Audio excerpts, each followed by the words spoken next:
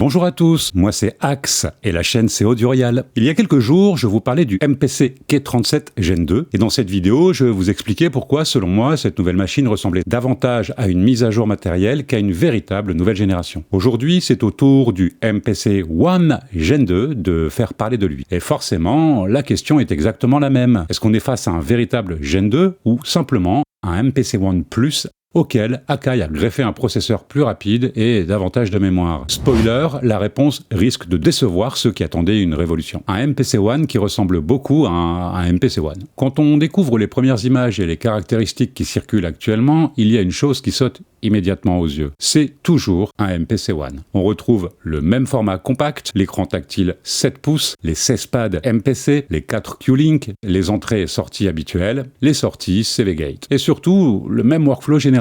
En clair, personne ne va devoir réapprendre à utiliser sa machine et ce n'est probablement pas une mauvaise chose.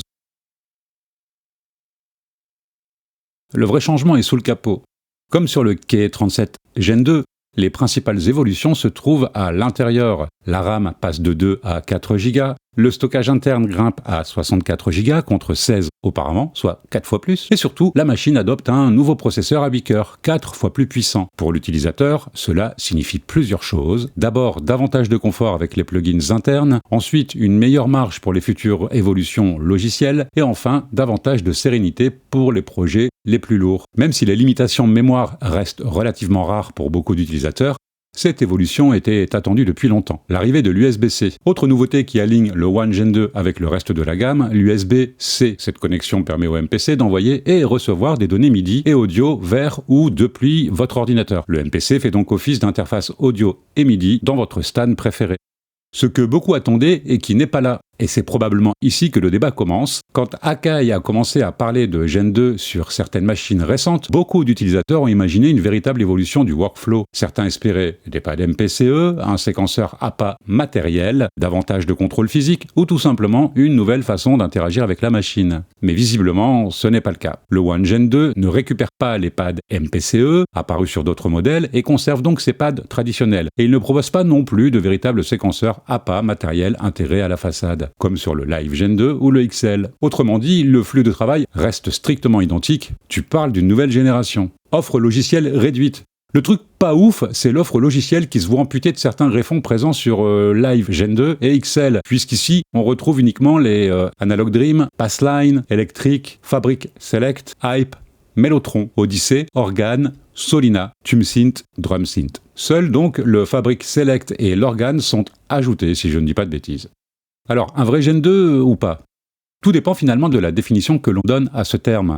Si un Gen 2 correspond à davantage de puissance, davantage de mémoire, davantage de stockage, alors oui, le One Gen 2 mérite probablement son nom. Mais si un Gen 2 doit aussi apporter une nouvelle expérience utilisateur, alors le débat devient beaucoup plus ouvert. Parce qu'en pratique, la façon de produire sur cette machine reste totalement identique à celle d'un OnePlus, les projets se chargeront probablement plus facilement, les futurs plugins auront davantage d'espace pour s'exprimer, mais ta manière de créer de la musique ne changera pas fondamentalement. Stratégie identique au K37 Gen 2. Plus j'observe les annonces récentes, plus j'ai l'impression qu'Akai utilise aujourd'hui le terme Gen 2 pour désigner une nouvelle plateforme matérielle, et non nécessairement une nouvelle génération de workflow. Finalement, le K37 Gen 2 et le One Gen 2 racontent exactement la même histoire. Des machines que l'on connaît déjà, des performances modernisées, mais une expérience utilisateur largement inchangée. Un grand merci à tous pour les super thanks, ainsi qu'aux adhérents à la formule J'aime ce que tu fais. C'est vraiment cool car c'est réinvesti direct dans la chaîne, merci. Si vous souhaitez participer au développement de la chaîne ou simplement me payer un café pour me remercier, direction le bouton Super Thanks sous chaque vidéo. J'avoue, franchement, ça motive.